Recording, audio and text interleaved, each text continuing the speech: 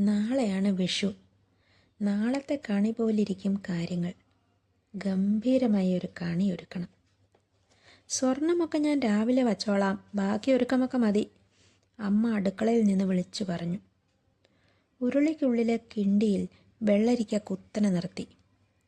ഒരു പൊന്നാട ഞൊറിഞ്ഞ് പിറകിൽ ഫിറ്റ് ചെയ്തു.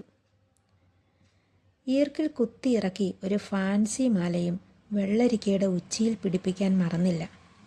സ്വർണം തരില്ലല്ലോ.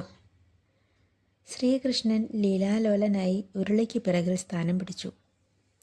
ഗണപതി, പരമശിവൻ, ലക്ഷ്മി ദേവി എല്ലാ ദൈവങ്ങളെയും അണിനിരത്തി. ആരുടെയും ശാപം ഏറ്റുവാങ്ങാൻ വയ്യ. 12 മണി കഴിഞ്ഞാൽ നാളെയാകും.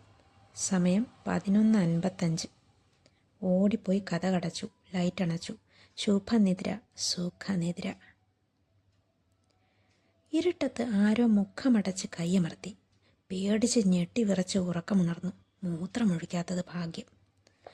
കിടന്ന് കാറാതെ, ഇത് ഞാനാ, കണ്ണു തുറക്കാതെ വാ, കണി കാണണ്ടേ.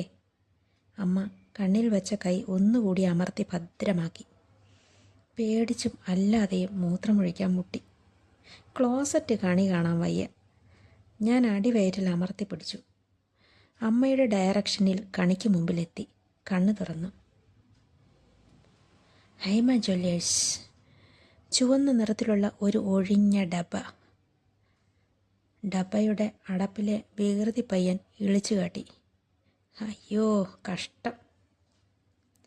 ദാ മോളെ, ഇങ്ങോട്ട് നോക്കൂ. അമ്മ ടൈമിങ് തെറ്റി വെള്ളരിക്കയുടെ മുകളിലെ 916 സ്വർണ്ണമാല ചൂണ്ടിക്കാട്ടി. എന്തു പറയാൻ, ഈ വർഷം മുഴുവൻ ആ ഒഴിഞ്ഞ ഡബ്ബ പോലെ ആകുമോ എന്തോ.